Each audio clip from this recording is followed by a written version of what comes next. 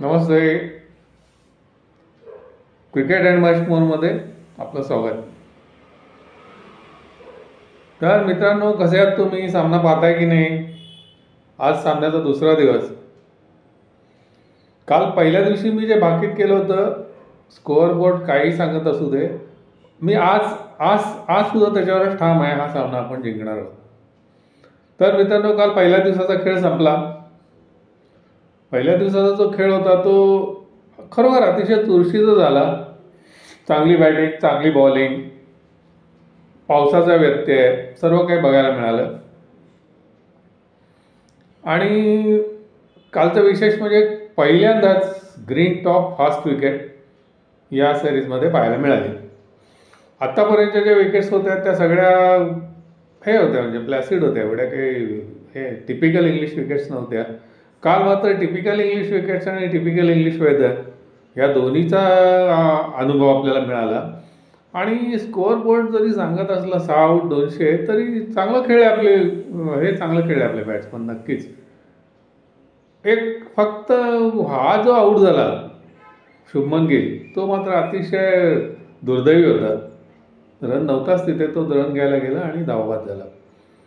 तर टॉस जिंकून ह्यांनी जेव्हा हे जो संघ टॉस जिंकेल तो बॉलिंग घेणारे वाटतच होतं, कारण क्लाउड कव्हर होतं, पावसाची शक्यता होती, मग स्विंग बॉलिंगला त्याचा फायदा मिळणार होता.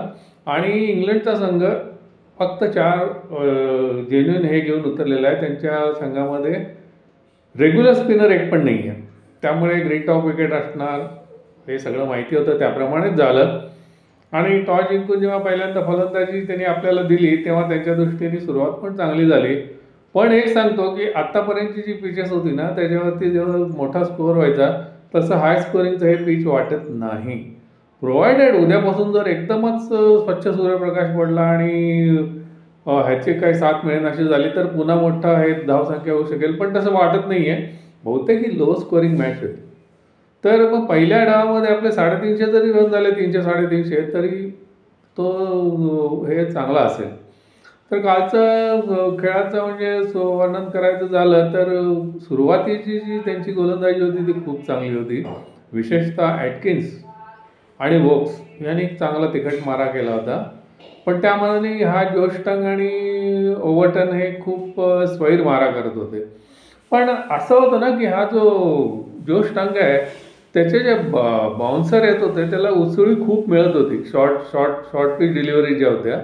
आणि अशा 2 अनप्लेबल डिलिव्हरीजवर सेट झालेलं साई सुदर्शन आणि जडेजा बाद झाले. ते दोन्ही चेंडू खरोखर अनप्लेबल होते.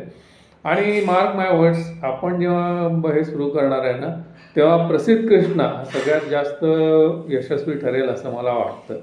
कारण हा एवढा त्रास देऊ शकतो जोश टंग. मग प्रसिद्ध कृष्णाचं सुद्धा हाईट आहे, त्याच्यासुद्धा ह्याला चेंडूनं हे मिळते, उसळी मिळते. प्रसिद्ध कृष्णा मॅन टू वॉच. तर निवड जी केली ना, निवड म्हणजे आपल्या अपेक्षेपेक्षा, माझ्या अपेक्षेपेक्षा थोडी वेगळीच झाली. करुण नायर आणि साई सुदर्शन दोघांना संधी मिळाली. अर्शदीपची एंट्री झाली नाही. कुलदीपला हा एंटायर टूरमध्ये एकही सामना खेळायला मिळाला नाही. हे थोडंसं अनपेक्षित होतं. पण मी असं म्हणतो ना, आपण मैदानाबाहेरून काहीतरी कॉमेंट्स करतो ते चुकीचे असतात. संघ निवड करताना त्यांनी जो निवडलेला संघ असतो तो पूर्ण विचार करून निवडलेला असतो, हेच खरं.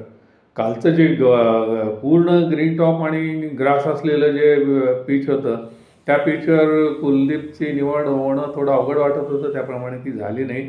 पण दुसरा जो त्यांनी पर्याय घेतला ह्याचा, तर हा खूपच चांगला होता प्रसिद्ध कृष्णाचा. कारण ह्याच्यावरती प्रसिद्ध कृष्णा नक्की चालणार. अर्शदीपला एवढ्या क्रंच मॅचमध्ये खेळवलं नाही, एका दृष्टीने बरंच झालं. अंशुल कंबोजची हालत काय झाली आपण पाहिलं. तर संघ निवड हे खेळ बघितल्यावर नक्कीच चांगलं होतं असंच म्हणायला लागेल. बघा, विचार करा, ह्यांना दोघांनाही घेतलं, साईला आणि करुण नायरला, आणि केवळ त्यामुळे 200 धावा तर यात दिसलेल्या आहेत. विचार करा, करुण नायरचं अर्धशतक आणि साईच्या 38-40 काहीतरी धावा, त्यामुळे एवढा तरी स्कोअर दिसला. पण एक आहे, शुभमनची जर विकेट गेली नसती तर यापेक्षा आपली पोझिशन नक्कीच चांगली असती. पण हे क्रिकेट आहे, क्रिकेटमध्ये असं होत असतं, कोणी जाणून बुजून विकेट टाकत नाही, त्याला तरी कशाला वाटेल आपण आऊट व्हावं, हे दिस इज गेम, असं होतच असतं. तर आता हा जो सामना आहे, हा आजचा दिवस जो आहे तो खूप महत्त्वाचा आहे. आज आपण निदान लंच आणि टीच्या मध्येपर्यंत तरी आपल्या उरलेले 4 विकेट्स व्हायला हव्यात आणि किमान 300 ते 350 एवढा स्कोअर तरी मस्ट आहे. त्यापेक्षा कमी झाला तर अवघड आहे आणि 300-350 स्कोअर आपला होईल असं मला वाटतंय. 2021चा सामना मला आठवतोय, आपण जो जिंकला होता इथे ओव्हलला, तेव्हा पहिल्या इनिंगला आपल्या 200च्या आत रन्स होते, पण दुसऱ्या इनिंगला चांगली हे झाली आणि आपण जिंकलो. That is history. आता काय होतं ते बघूया. पण मी कालच्या ह्याच्यावर अजूनही मला वाटतं की आजही मला असं वाटतं की हा सामना आपण जिंकणार आहोत. कारण एकदम सिम्पल आहे. आता स्टुअर्ट ब्रॉड आणि अँडरसन तर नाहीच आहेत, पण जोफ्रा आर्चर आणि हा पण नाही आहे. आणि दुर्दैवाची गोष्ट अशी आहे की ह्याचाही इथून पुढचा वोक्सचा सहभाग इथून पुढचा अवघड आहे. काल तो इंज्युअर्ड झालेला आहे. In fact Woakes was the last man standing from their bowling attack. तोही त्याची जर सर्व्हिसेस जर अवेलेबल नसतील या सामन्यामध्ये उर्वरित ह्याच्यामध्ये, तर इंग्लंडसाठी तो म्हणजे खूप हे आहे, म्हणजे वाईट गोष्ट ठरेल. कालचं शेवटी कंपल्सरी बेथेलला एक ओव्हर द्यायला लागली. बेथेलचा एक जो बॉल आहे ना, त्यांनी राऊंड द विकेट टाकला, मला वाटतं वॉशिंग्टनलाच. तो अचानक एवढा काहीतरी विचित्र बिहेव करून गेला, हे झाला, बॅटच्या बाजूने निघून गेला, की ही गुड साईन आहे आपल्या दोघांसाठी, वॉशिंग्टन आणि जडेजासाठी. त्यामुळे 300-350 हा सामना रंगतदार होणार आहे निश्चित. आणि आजपर्यंतच्या सामन्यांसारखा हा सामना 5 दिवस चालेल असं वाटत नाही. चौथ्या दिवशी बहुतेक संपेल. काय शेवटी पुन्हा एकदा सांगतो, कुठलीही वाक्य करू नयेत, काही होऊ शकतं. फक्त काय होईल ते बघायचं आणि मजा घ्यायची. दुसरं पुन्हा एक कॉन्ट्रोवर्सी झाली काल हा जेव्हा बॅट्समनने आठवत आहे मला, आपलाच बॅट्समन होता बहुतेक, करुण नायर होता का साई सुदर्शन होता. तर थोडक्यात झालं असं की ह्याची जोश टंगची हे चालू होती. जोश टंगची चालू असताना एक चेंडू खूप ऑलमोस्ट यॉर्करसारखा खाली राहिला आणि त्याच्या ह्याला तो डिफेंड करताना तो खाली, हा साईच होता, डिफेंड करताना तो खाली हे झाला, पडला आणि तो म्हणजे बरोबर स्टंपसमोर बॉल लागलेला होता असं वाटत होतं. म्हणजे आता हा LBW असताना जोरदार अपील केलं या लोकांनी. जोरदार अपील केल्यानंतर हा जो आहे कुमार धर्मसेना, अभावितपणे त्यांनी अशी खूण केली. ॲक्च्युली हे जे आहे ना, ते अभावितपणे झालेली गोष्ट आहे, पण त्याच्यावरून पण कॉन्ट्रोवर्सी झाली, त्यांनी हिंट दिली वगैरे वगैरे. चुकलं, धर्मसेनाचं चुकलं, पण असं होत असतं. बघा, DRS व्हायच्या आधी ही पद्धत होती, अंपायर सजेस्ट करायचे की why is not giving that batsman out. त्या सवयीप्रमाणे नकळत झालं त्याच्याकडून असं, पण त्याच्यावरून पण गदारोळ माजलेला आहे. हल्ली अवघड आहे सगळंच. ह्याचा मला एक किस्सा आठवतो. आपला जो व्यंकटराघवन आहे तो अंपायर होता. व्यंकटराघवन अंपायर असताना मला मॅच भारताविरुद्ध कोणाची होती हेही आठवत नाही, बॉलर कोण होता, बॅट्समन कोण होता हेही लक्षात येत नाही. फक्त एकच गोष्ट लक्षात येते, स्क्वेअर लेग अंपायर होता व्यंकटराघवन. फलंदाजाने मारलेला फटका सरळ त्याच्याकडे आला. बघा, व्यंकटराघवन हा स्लिप आणि गलीमधला एक्सलंट फिल्डर होता. अभावितपणे त्याचे हात तिकडे बॉलकडे गेले आणि नंतर त्याच्या लक्षात आलं की आपण फिल्डर नाही, आपण अंपायर आहोत. पटकीने त्यांनी हात बाजूला काढून, हे असं होत असतं. त्यामुळे कुमार धर्मसेनाकडून ही असंच झालं असेल.